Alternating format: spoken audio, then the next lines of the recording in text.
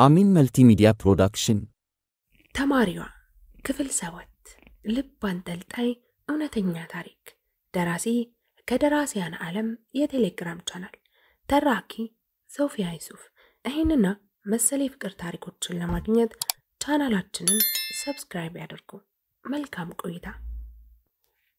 ቃል ኪዳን በዚህ ዓመት መጨረሻ ትመረቃለች አይደል? አዎ። ምን ዲፓርትመንት ነበር የምትማረው አለኝ። ነገርኩት። ካንተ ጋር ፌስቡክ ላይ ፍሬንድ ናችሁ እንዴ? አዎ። ምን ነው? ፎቶዋን ከዛ ላይ በቀላሉ ማግኘት ይቻላል። በቃ ይሄን ጉዳይ በኔ ጣለው፣ ሳምንት አይፈጅብኝም አለኝ። በዚህ ተስማምተን ተኛን። ኪያ በቶማስ በኩል ለማጣራት ያሰበውን ሐሳብ ማታ ተስማምቼ ባድርም ጠዋት ላይ ግን ቀፈፈኝ። በቃ በቶማስ በኩል ቃልዬን መከታተል ቀፈፈኝ። አብረን ከኪያ ጋር ቁርስ እየበላን ነው። ኪያ የማታውን ሐሳብ ትቼዋለሁ፣ አንተም ተው በቃ ይቅር እባክህ። ምኑን? በቶማስ በኩል ያልከውን ለምን እንደሆነ አላቅም። በቃ ደበረኝ፣ ይቅር ተው። በራሴ መንገድ እውነቱን እስከማውቀው ድረስ ቃልዬ ያለችኝን ነገር ማመን ነው የምፈልገው። እሷን ከጀርባ መከታተሉ ቀፎኛል። ይቅር ኪያ፣ ተወው። ለሱ ምንም አትበለው እሺ ኪያ። እሺ ኤፊ፣ ከደበረህ ይቀራል፣ ምን ችግር አለው? አዎ ይቅር በቃ አደራ፣ ምንም አትንገረው ለሱ። ጣጣ የለውም ኤፊ። ቅድም ወደዚህ ቁርስ እየመጣን ዛሬ እፈልግሃለሁ፣ ሲመችህ ደውልልኝ ብዬ መልእክት ልኬለታለሁ። ከደወለም የሆነ ነገር ሊጠይቅህ ነበር፣ በቃ ሌላ ሰው ነገረኝ ምናምን ብዬ አስቀይሰዋለሁ። አዎ እንደዛ በለው አልኩት። ድሮ ለቶማስ እንደዛ ብሎ መልእክት መላኩ እየገረመኝ ኪያ ጋር ተያይተን ስራ ጀምሬ ትንሽ እንደቆየው ከረፋዱ 4 ሰዓት አካባቢ ቃልዬ ደወለች። እንዲሁም ሰላም ልበልህ ብዬ ነው ብላ ትንሽ አወራን። ለስራ ሳይሆን ለቁርስ የወጣሁ እንደመሰላት ባውቅም ምንም አላልኳትም። ቀን 9 ሰዓት አካባቢ ደግማ ደወለች። እህቴ ጋር ምሳ በልቼ ሌሊቱን ደህና እንቅልፍ ስላልተኛው ትንሽ አረፍ ልበል ብዬ ጋደም ብያለሁ። አንተ እንቅልፋም እስካሁን ተኝተሃል ብላ በመጀመር አሁንም እንዲሁ ልታወራ ይፈልጋ እንደሆነ ነግራኝ 5 ደቂቃ ያህል የባጤ ቁጡን ስናወራ ቆየንና ከመሰናባበታችን በፊት ኤፍሬሜ አለችኝ። ወይ ቃል እወድሃለሁ። እሺ እኔም ከምታስቢ በላይ እወድሻለሁ ቃልዬ ተባብለን ነበር ስልኩን የዘጋ ነው። ቃልዬ እንዲህ ለመሆን ለምን 6 ወር እንደፈጀባት ግራ ገባኝ።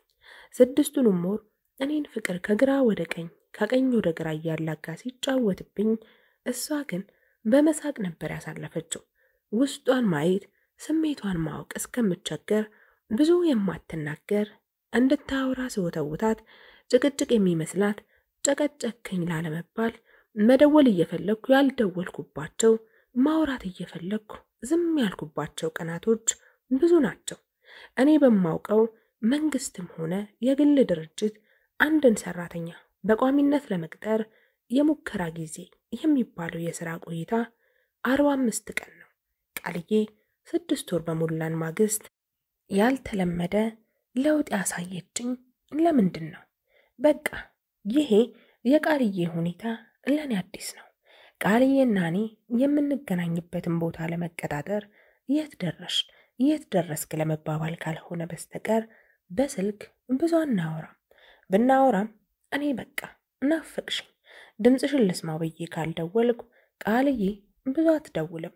ያው አስፈላጊ ካልሆነ በስተቀር በጥናትና በትምህርት መሃል ከተደዋወልን ሐሳቧ እንዳይበታተን ብላ እንደሆነ ስለነገረችኝ እኔም ባለመደወሏ ቅር ብሎኝ አያውቅም። ባልልም መቻል ግዴታዬ ነበር። ትናንት በዛ ሁኔታ ከተለያየን በኋላ 3ኛ ጊዜ መደወል ብቻ ሳይሆን አወራሯና የምትለኝ ነገር በሙሉ ግራ ቢያጋባኝም የደስታው ስሜት ያመዝን ነበር። በቃ እኔ ቃልዬ እንዲህ ስትሆን ነበር የምፈልገው። ማታም ደወለች፣ አወራን። ነገ ዕቃ ልገዛ ከግቢ እወጣለሁ፣ እደውልልህና የሚመችህ ከሆነ እንገናኛለን አለችኝ። እኔ በ24 ሰዓት ውስጥ ቃልዬን ለማግኘት የማይመቸኝ ምንም ሰዓት የለም። ሁኔታዋ ግር ቢያሰኘኝም በስንቱ ግራ ተጋብጬ እችለዋለሁ ብዬ መልሼ ተውኩት። ተሰናብቻት ስልኩን እንደዘጋችው ዝም ብዬ ባፈቅራት ነው የሚሻለኝ አልኩኝ ለራሴ። በነጋታው ቀኑን ሙሉ የቃልዬን ስልክ ስጠብቅ ነው ያልኩት። 10 ሰዓት አካባቢ ደወለች። ሄሎ ቃልዬ፣ ግቢ ነሽ ልምጣ ወይስ ወጣሽ? ወጣሁ እኮ ኤፍዬ፣ አሁን ሩቅ ቦታ ነው ያለሁት። ቀረብ ስል እደውልልሃለሁ። የምፈልገውን ገዛዝቼ እንደጨረስኩ አሳውቅሃለሁ። እሺ? እኔም እኮ ኮኔል አካባቢ ማለትም ታይዋን ጋር ነው ያለሁት። የቱ ጋር ነሽ አንቺ አልኳት። ያለችበትን ነገረችኝ። ከ3 ደቂቃ በኋላ አገኘኋት። ልትገዛ የወጣጣችውን ነገር ገዛዝታ አገኘኋት። እንውጣ ብላኝ እየወጣን ቡቲኩ በር ላይ የተሰቀለች አንዲት የምታምር ቀሚስ ላይ የኔም የቃልዬም አይኖች እኩል አረፉ። ቀሚሷ አታምርም ቃል አልኳት። ማማር ታምራለች፣ ግን አሁን ላይ ፋሽን ስለሆነች ዋጋው አይቀመስም ኤፍዬ፣ እና እንውጣ እባክህ ብላ እንደ መውጣት ስትል ዘወር አልኩና እጅ ቀሚስ ስንት ነሽ ባባ አልኩት ሻጩን። የጠራው ዋጋ አይደለም ቆሌ ልብስ ይገፋል። ስቅቅ ስል ቃል እያየችኝ አላልኩም ኤፍዬ እና እባክህ እንሂድ አለችኝ። ክንዴን ይዛ እየጎተተች ዛሬ ጠዋት የተከፈለውን ያን መከረኛ ዕቁብ በሆዴ ረገምኩት። ጊዜ ውስጥ ያለው እንኳን ለመግዛት ለቀብድም አይበቃምና ቃል ስትጎትተኝ አፌን ዘግቼ እየተጎተትኩ ከመውጣት ውጪ አማራጭ አልነበረኝም። ቀሚሷ ግን ከዓይኔ አልጠፋለችኝ። በዛ ላይ ቃልዬም ወዳታለች። በሰዓቱ መግዛት ባልችልም በ2-3 ቀን ውስጥ ግን እንደምገዛላት እርግጠኛ ነበርኩ። ይህን 2 ቀን ባጃጇን በድሬ ጎዳናዎች ላይ ሁሉም ጋር እየጋለብኩ ሳሰነጣጥቃት ታየኝ። ከቃልዬ ጋር ትንሽ አብረን ቆይተን እንደተለያየን ነበር ቀሚሷን ለመግዛት ልዩ የሥራ ዘመቻ የጀመርኩት። የባጃጇ ሞተር በብሶት እስኪያጓራ ወደ ተገኘው አቅጣጫ ሁሉ ስበር ሌሊቱን ተጋመሰ። በነጋታውም በሌሊት ተነስቼ ነበር ስራ የጀመርኩት። ከምሳ እረፍት ውጪ ጊዜ አላባከንኩም። ስሰራ አምሽቼ ገባሁ። ከቃልዬ ጋር ከ3 በላይ ተደዋውለናል። ቃልዬ እኔ የምፈልጋትን አይነት ቃልዬን ስለሆነችልኝ አምላኬን አመሰገንኩት። ማክሰኞ ረፋድ ላይ 5 ሰዓት አካባቢ ስራ ላይ እያለሁ ቃልዬ ደውላ ዛሬ ምሳ የምጋብዝህ እኔ ነኝ እንገናኝ ብትለኝም ያችን ቀሚስ ሳሪስ ቃልዬን ማግኘት አልፈለኩም። ለመጀመሪያ ጊዜ ከቃልዬ የመጣልኝ የምሳ ግብዣ ውድቅ አደረኩት። ቃልዬ ከትልቅ ይቅርታ ጋር አልችልም። ለምን እንደሆነ ስንገናኝ እነግርሻለሁ። የምሳ ግብዣው ለነገ ምናልባት ደግሞ ለማታ ይዞርልኝ። ለማንኛውም እደውልልሻለሁ አልኳት። አይመቸኝም ስላት ቅር እንዳይላት ውስጤ እየፈራ እሺ ኤፍዬ ካልተመቸህ ችግር የለውም አለችኝ። ይህንን 3 ቀን ቃልዬ ላይ የነፈሰው የተባረከ ንፋስ ከየት በኩል ነው የመጣው በፈጣሪ? ቃልዬ ሁሌም እንዲህ በሆነች ብዬ ከልቤ እየተመኘሁ ዘመቻዬን ቀጠልኩ። ስጦዙዬ ቀን 9 ሰዓት ላይ የኮንትራት ደንበኛ የሆነው ሶማሌው አብድራህማን ሲደውል አቦ ይመችህ በቃ የቃልዬ ቀሚስ ተገዛ እያልኩኝ ስልኩን አነሳሁት። ሄሎ የት ነህ? ጫተራ ሰው መላክ ይፈለጋል አለኝ። መጣሁ አብዱዬ ቅርብ ነኝ አልኩትና ወደሱ በረርኩ። ምርጥ ከፋዬ ስለሆነ በፍጥነት ወደሱ መሄድ ጀመርኩኝ። የቀሚሷን ዋጋ ለመሙላት የሱ መልእክት ብቻ በቂ ሆነ። ተጨማሪ ትንሽ ስራ ሰራሁና ወደ ቡቲኳ በረርኩ። እንደደረስኩ ባጃጄን ጥጋስ ይዤ ያቆምኩ ተየት ከክለፍልፎ እንደመጣ እኔ እንጃ ቀሚሷ ተሽጣ ቢሆንስ የሚል ጥያቄ ሹክ ሲለኝ ኧረ አይሸጥም፣ በዛ ዋጋ ማን ይገዛል? ቢሸጥስ አንድ ብቻ ነው እንዲህ ያለው፣ ከሌለም የገባበት ገብቶ ያመጣል እንጂ ሌላ ቀሚስ አልገዛም እያልኩኝ ዘው ብዬ ስገባ እዛው ቦታዋ ላይ ተሰቅላለች። ቃልዬ ቀሚሷ ውስጥ ሆና ፈገግ ስትል ታየችኝ። ቀንስልኝ እንኳ እንዳላልኩት ትዝ ያለኝ ብሩን ከፍዬ በስጦታ መጠቅለያ አስጠቅልዬ ወደ ቀነ ቃልዬ ግቢ መብረር ከጀመርኩ በኋላ ነበር። ምን ሆኜ ነው ግን ትናንት በጠራበት ዋጋ ከፍዬው የወጣሁት? አይመጣደፍ እያልኩኝ ባጃጇን ከአቅሟ በላይ እያጣደፍኩ ግቢ አካባቢ እንደደረስኩኝ ቆምኩኝ። ስልኬን ከኪሴ አውጥቼ ለቃልዬ ከመደወሌ በፊት ድንገት ቀና ብዬ ፊት ለፊት ወዳሉት ተማሪዎች አየት ሳደርግ ከግቢ ወደ ከተማ የሚወጡ ከከተማ ወደ ግቢ የሚገቡ እንዲሁም እዛው በሩ አካባቢ ለወሬ አሊያም ታክሲ ጥበቃ ከቆሙ የተማሪዎች ግርግር መሃል ቆሞ እኔ ባጃጅ ላይ እንዳፈጠጠ አየሁት። አጠገቡ ያለችው ሲያፈጥብኝ ኪያ የቃል ኪዳንንና የዛኪን ግንኙነት እንዲያጣራ ልላከው ሲለኝ ይቅር ያልኩት ልጅ ቶማስ መሆኑን ለመለየት አድጎ በተንጨበረረው ጸጉሩ ምክንያት ተቸግሬ ነበር። ቶማስ መሆኑን እንዳወቅኩኝ ጸጉርን እየነካካ ተክ ብሎ ወደ እኔ ባጃጅ ሲመለከት የፀሐይ መከላከያውን አውርቼ ወደ ተቃራኒ አቅጣጫ ፊቴን በማዞር ማዶ ማዶ ማየት ጀመርኩ። ከሰከንዶች ቆይታ በኋላ አየት ሳደርገው አሁንም አይኑ ወደ እኔ አቅጣጫ ነው። ካጠገቡ አንዲት ቀጭን ሴት ፊቷን ከሱ ጀርባ ወዳለ ሌላ ሴት አዙራ እያወራችና ልጅቷ እንደሄደች ከቶማስ ጋር ማውራት ጀመሩ። ይለየኝ አይለየኝ ባላውቅም አጠገቡ ካለችው ልጅ ጋርም እያወራ አይኑ ግን እኔ ባጃጅ ላይ ነው። ምናልባት ወደ ከተማ መሄድ ፈልገው ወደ ግቢ ሰው ይዞ በሚመጣ ባጃጅ ለመሄድ እየጠበቁ ሳይሆን አይቀርም።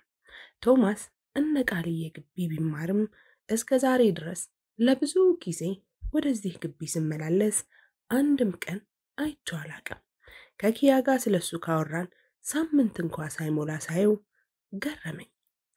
አንዲት ደብተር ጠቅልሎ እንደያዘ የጎፈረ ጸጉሩን እየጠቀለለና ከልጅቷ ጋር እያወራ ካሁን ተጠጋ ብሎ እየጠበቀኝ ነው መሰል። ወደ እኔ ባጃጅ አማትሮ ማየቱን ቀጥሏል። ከሱ ጋር ሰላም መባባልም መተያየትም ስላልፈለግኩ ባጃጄን አስነስቼ ከነሱ በተቃራኒው ሽቅብ ትንሽ ጠጋልኩና በኔና በነሱ መካከል ያለውን ርቀት አስፍቼ በማለፍ ጠጋ ብዬ ቆምኩኝ። በጎን መስታወት አየት ሳደርግ ጭራሽ ልጅቷም ተጨምራ ሁለቱም አይናቸው እኔ ባጃጅ ላይ ነው።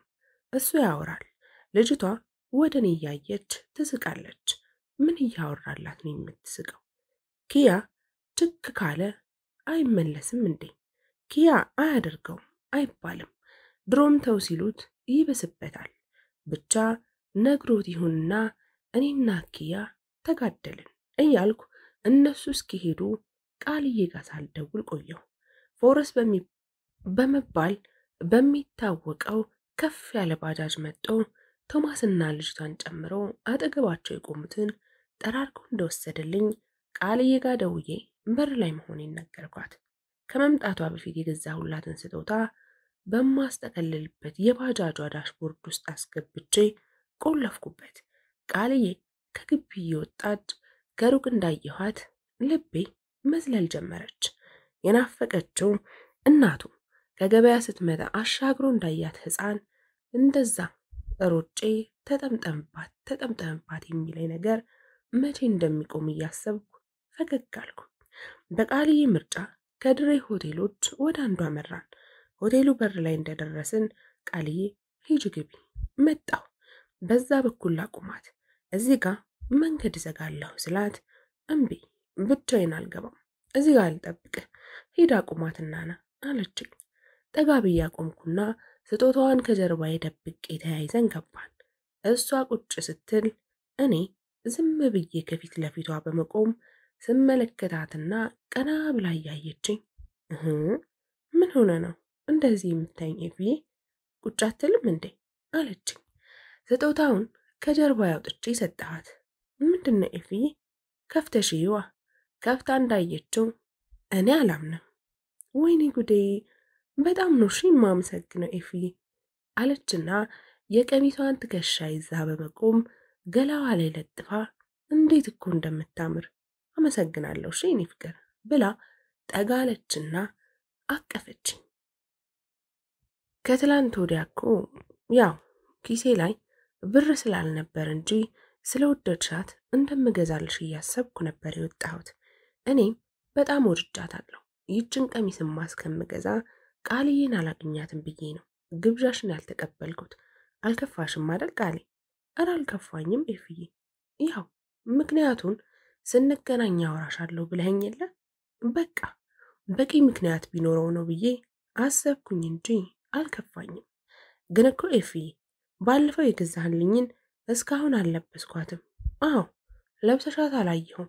ያው ስላልወደድሻት ሊሆን እንደሚችል አስቤ ዝም አልኩኝ። ውይ ኤፍዬ ሙድ ስላልወደድኩት አይደለም ያለበስኩት። እና ለምንድነው እሺ ያለበሻት? ምክንያቱን አሁን አልነግርህም። ባክሽ ስላልወደድሻት ነው። እኔ ስለገዛሁልሽ አልወደድሻትም አይደለ? አልወደድኳትም ብትይኝ ቅር የሚል ይመስሎሽ ነው አይደል? ይልቅ በወቅቱ ማለት ወዲያው ብትነግሪኝ ሄደን እንቀይራት ነበር። ኤፊሙት እየማልኩልህ አታምነኝም? ከመሐላ ምክንያቱም ብትነግሪኝ አይሻልም ቃልዬ? እምብዬው አልነግርህም አለችኝ። ዝም አልኳት። መልሳ ደግሞ ልንገርህ አለችኝ። ምን ሆና ነው ቃልዬ? በጣም ቀላሉን ነገር ለማውራት ይህን ያህል ልመና የፈለገችው ብዬ አሰብኩና በቃ እንታዩ ቃልዬ፣ መናገር ካልፈለግሽ ያን ያህል የሚያሳስብ ነገር አይደለም እኮ። ዘውር ስል አስተናጋጁ ሊታዘዘን ቆሟል። ቃልዬ የምትወደው ምግብ አዝዤ ከአጠገባችን እንደሄደ ለምን መሰለህ እስካሁን ያለበስኳት? የዛሬ 2 ወር ምን እንዳወራን ታስታውሳለህ? እንደውም ከድሬ ከመጣሁ 2 ዓመት ቢያልፈኝም እስካሁን ድረስ ሐረርን ሄጄ አላየኋትም።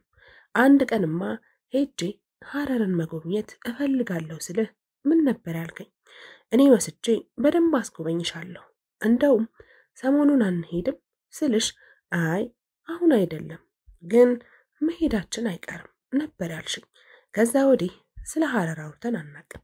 አዎ አውርተን አናውቅም፣ ግን የሆነ ቀን እንደምንሄድ እያሰብኩ ልብሱን ገዝተህ ስጦታ ሰጠኸኝ። ከዛም ያኔውኑ ከኤፍዬ ጋር ሐረር ስንሄድ ነው የምለብሳት ብዬ ነው ያስቀመጥኳት ስትለኝ ሐረር የመሄዳችን ጉዳይ እውን ሊሆን መሆኑ ታወቀኝና የደስታ ስካር አዙሮ ሊደፋኝ ደረሰ። መልሳ ደግሞ አሁን ግን ሐሳቤን ቀየርኩ ስትለኝ ሐሳቤን ቀየርኩ ማለት አልኳት። የመሄድ ሐሳቧን የቀየረች ለመሰለኝ በጋለው የደስታ ስሜቴ ላይ ቀዝቃዛ ውሃ የደፉበት ያህል ቅዝቅዝ ብዬ በቃ ሐሳቤን ቀየርኳ። እንደውም ይችን ለብሼ መሄድ ነው የምፈልገው። መች እንሂድ ኤፍዬ? በዚህ ሳምንት ቅዳሜ ወይም እሁድ ብንሄድስ ይመችሃል? ስትለኝ ውስጤ በደስታ ጎርፍ ተጥለቀለቀ። ግማሹ የሸፈነውን ፀጉሯን ወደ ጀርባዋ ብትን አድርጌ ግንባሯን ሳምኳት። እንኳን ቀጣይ ቅዳሜ አሁን በዚህ ምሽት እንሄድ ብትይኝ ትራንስፖርት ብናጣ እንኳ ተሸክምሽ እሄዳለሁ እንጂ አይ መሽቷል፣ ትራንስፖርትም የለም የምልሽ ይመስልሻል ቃልዬ ስላት ረጅም ሳቅሳቀች። በቃ ቅዳሜ እንሄዳለን፣ ሐሳብሽን አትቀይሪም አይደል ቃል? ኤፍዬ ሙት እንሄዳለን። ምን ነው ድንገት አሁን የወሰንኩ መሰለህ እንዴ? ሳስብበት ነበር እኮ ስትለኝ የተሰማኝ ደስታ ቃልዬን ካገኘኋትም ከዛ በፊትም በቃ ከተወለድኩ ጀምሮ ተሰምቶኝ የማያውቅ ልዩ ስሜት ነበር። በቃልዬ ትንሽ ስከፋ በዚህ ምድር ላይ አንድ የከፋው ሰው ቢፈለግ እኔ ብቻ የምገኝ የሚመስለኝን ያህል በቃልዬ ደስ ስሰኝም እንዲሁ በዓለም ላይ የኔን ያህል ደስተኛ የሆነ ሰው ያለ አይመስለኝም። ደስ የሚል ምሽት አሳለፍን። ሸኝቻት ስመለስ ቀን ቆጠራ ጀመርኩ። እስከ ቅዳሜ ድረስ ስንት ቀን ያለው? ዛሬ ማክሰኞ። ማክሰኞማ አይቆጠርም። በቃ ነጋኩ። ሮብ፣ ሐሙስ፣ አርብ 3 ቀን አለ ገና። በጣም ብዙ ነው። በጣም 3 ቀኑ የ3 ወር ያህል ረዝሞ ታየኝ። ሐረር ከሄድን በትንሹ 1 ቀን ሳናደር እንደማንመለስ እርግጠኛ ነበርኩ። አብረን ካደርን ደግሞ አልኩና ሳልጨርሰው ኪያ ትዝ አለኝ። እሱም ብሎ አማካሪ ካሁን በኋላ ስለ ቃልዬ ከኪያ ጋር በጭራሽ ማውራት የለብኝም። ጭራሽ ትንፍሽ አልልለትም። እዛው ጋራጅ የተበላሸ መኪና እያስጎተቱ ከሚመጡ ሹፌሮች ጋር ይመካከር። ድሮስ እሱ ስለ መኪና እንጂ ስለ ፍቅር የት ያውቃል? ቢያውቅም የሚያውቀው በፍቅረኛሞች መሃል ጸብ ገብቶ የራሱን ማብሰል እንጂ ምን ያውቃል? ምንም አያውቅም እያልኩኝ ጓደኛዬን ብቻዬን እያማሁት ሰፈር ደረስኩ። ገብቼ ከሰላምታ ውጪ ከኪያ ጋር ምንም ሳላውራ ተጠቅልዬ ለሽ አልኩ። አይደርስ ነገር የለ ቅርፍፍ እያሉ እልሄን ያስጨረሱኝ 3 ቀኖች አልቀው ቅዳሜ ደረሰ። ትላንት ማለትም አርብ ማታ ከቃልዬ ጋር ተደዋውለን ከ4 ተኩል እስከ 5 ሰዓት ባለው ጊዜ ውስጥ ተገናኝተን ለመሄድ ቀጠሮ ይዘናል። ጸጉሬን መስተካከል ብቻ ነው በእኔ በኩል የቀረኝ። ማታ ዘውትር የሚቆርጠኝ ልጅ ጋር ጸጉሬን ልስተካከል ብሄድም ወረፋ ስለነበር ጠዋት 2 ሰዓት ቀጥሮኛል። ከእንቅልፌ የነቃሁት 12 ሰዓት ላይ ቢሆንም እዛው እየተገላበጥኩ እንደምንም 1 ሰዓት ተኩል ሆነ። ተነሳሁ። ለወትሮው ከ1 ሰዓት በፊት ስራ የሚሄደው ኪያ ተጋድሟል። ከላይ የለበሰውን ጎተት ሳደርገው ተገላብጦ መልሶ ተኛ። ወዝወዝ አደረግኩት። ምንድን ነው አለኝ፣ እጅና እግሩን ወደ ላይና ወደ ታች እየወጣጠረ። ስራ አትሄድም እንዴ? ረፍዷል እኮ አልኩት። እደናደር ኤፊ፣ ስራ እገባለሁ ግን ትንሽ አርፍጄ ነው የምገባው ብዬ ነው የተኛሁት። ራሴን አሞኛል እባክህ። አንተ ልትሄድ ነው እያለኝ ተነስቶ መለባበስ ጀመረ። አዎ ልሄድ ነው አልኩት። እኔ የሚሄደው ጸጉሬን ልቆረጥ እንደሆነ ልቦናዬ ቢያውቀውም ለኪያ ምንም ላለማውራት ለራሴ ቃል በገባሁት መሰረት ስለ እኔና ስለ ቃል ሐረር ጉዞ ልነግረው አልፈለኩም። ቁልፍ ይዘሃል አይደል ኤፊ? የምን ቁልፍ? የባጃጇን ነዋ። ረስተህ እንዳትወጣ ብዬ ነው። እንዴ ገና አልነቃህም ልበል?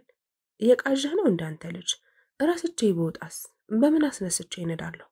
ታዲያ ተመልሰህ ቁልፉን ለመውሰድ እንዳትደክም ብዬ ነዋ። እዚሁ ግቢ በር ላይ ነች እኮ ባጃጇ። የት ያደረሽ መስሎ ነው? እዚሁ ገኒ ሱቅ በር ላይ ነው እኮ ያሳደርኳት።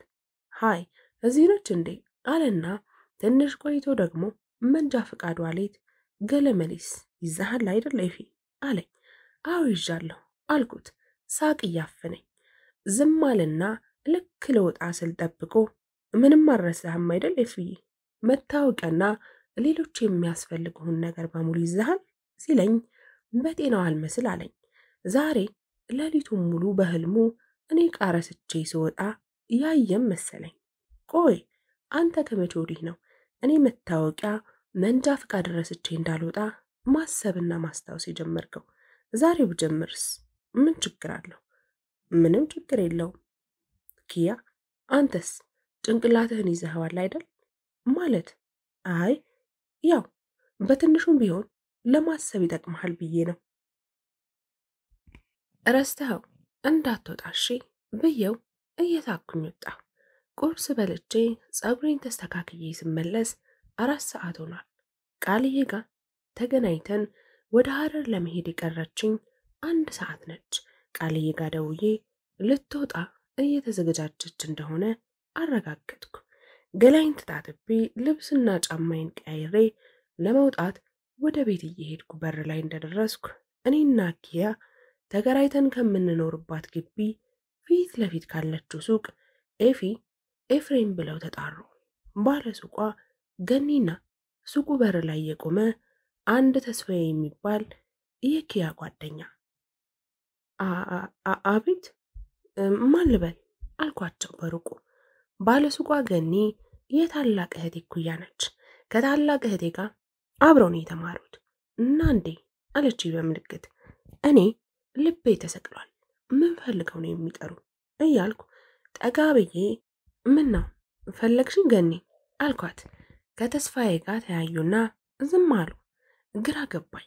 ምንድን ነው ለምን ጠራችሁም አልኳቸው። ሁለቱንም በየተራ እየተመለከትኩኝ ኤፊ ምን ነው ዛሬ ስራ የለም እንዴ አለኝ ተስፋዬ። እንዴ ይሄን ልትጠይቁኝ ነው እንዴ ጠራችሁም? አይ አይደለም አሉኝ በየተራ አሁንም እየተያዩ። እና ምንድን ነው? አይ ወደ ቤት ልትገባ ከሆነ ቤቱ ዝግ ነው። ምንድን ነው ታዲያ? እየቀለድክ ነው ተስፋዬ? ዝግ ቢሆንስ? የቤቱ ቁልፍ እኮ እኔም ጋር አለ። አይ ኤፍዬ ከውስጥ ነው የተዘጋው። ኪያ ውስጥ ከሰው ጋር ነው ያለው፣ እንግዳ አለበት አለች ባለሱቋ ገኒ። ገባኝ አልኳት ፈገግ ብዬ። ተያይተው እሷ ስትስቅ ተስፋዬ ፊት ላይ ግን ፈገግታ ሳይሆን ጭንቀት ነበር የሚነበበው። ኪያ ጠዋት ስወጣ ያለ ወትሮ ዕቃ ረስቼ እንዳልወጣ አስታዋሽ የሆነበት ሚስጥር ተገለጠልኝ ስል ገነት አሃ ዕቃ ረስተህ እንዳትመለስ እያሳሰበህ ነበር።